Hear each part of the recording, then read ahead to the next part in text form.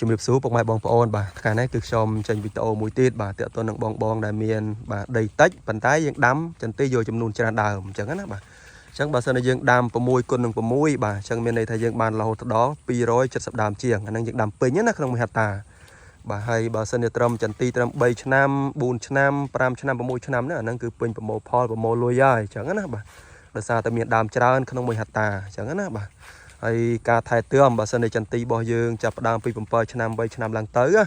បាទយើងមានច្រើនដើមហើយយើងអត់ទាន់កាប់ចោលទេអញ្ចឹងណាត្រឹម7ឆ្នាំបែបនេះ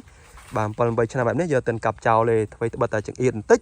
ប៉ុន្តែយើងຕົកវាសិនអញ្ចឹងណាយើងអត់ទាន់កាប់ចោលទេបើយើងកាប់ម្ដងអញ្ចឹងណាដែលត្រូវកាប់ប៉ុន្តែយើងកុំទាន់កាប់បាទត្រឹម7ឆ្នាំអីអញ្ចឹងណាបាទអញ្ចឹងយើងធ្វើយ៉ាងម៉េចបាទអញ្ចឹងបងគូតតៃមេឃបាទខ្ញុំចែកម្លែកទៅតងការតៃមេឃណាបាទយើងតៃមេឃឲ្យស្អាតមិនថាខាងក្រោមឬក៏ខាងលើទេបាទជាពិសេសគឺនៅខាងលើតែម្ដងនេះពួកអាមេឃតូចខ្ញុំបញ្ជាក់នេះអាមេឃតូចបែបនេះ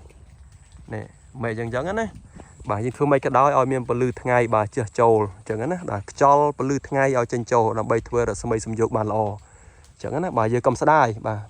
អាមេឃតូចខាងលើនេះពេលខ្លះអត់ប្រយោជន៍ទេបាទអត់ប្រយោជន៍ទេបាទយើងຕົកតែមេឃផ្លែបាទចង្ហៀងអញ្ចឹងគឺមេឃដែរផលហើយអញ្ចឹងណាបាទអញ្ចឹងការតៃមេឃនេះតែងបែបនេះឃើញទេបាទតែងស្អាតណានេះបាទនេះឃើញទេបាទកាប់បាទកាត់ឡើងទៅកាប់អីជំរុះពីលើទៅណាបាទនេះមេឃប៉ុណ្ណេះណាបាទកាប់ចោលបាទនេះអញ្ចឹងការតែងមេឃនេះគឺល្អបាទខ្ញុំលើកទឹកចិត្តថាយើងគួរធ្វើបែបហ្នឹងនេះ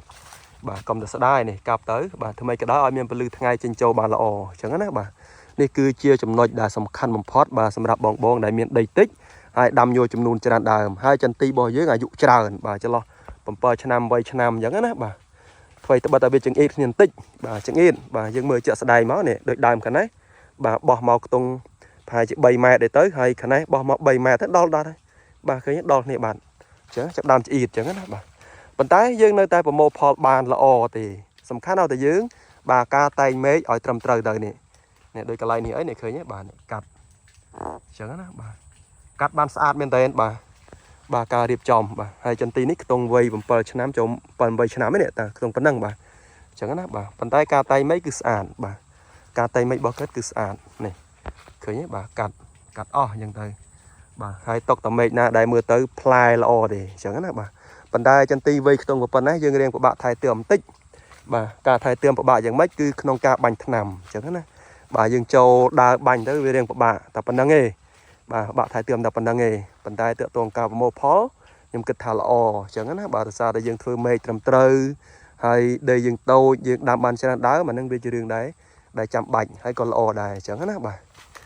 អញ្ចឹងវីដេអូនេះធ្វើការចែកម្លែកប៉ុណ្ណឹងសិនបាទ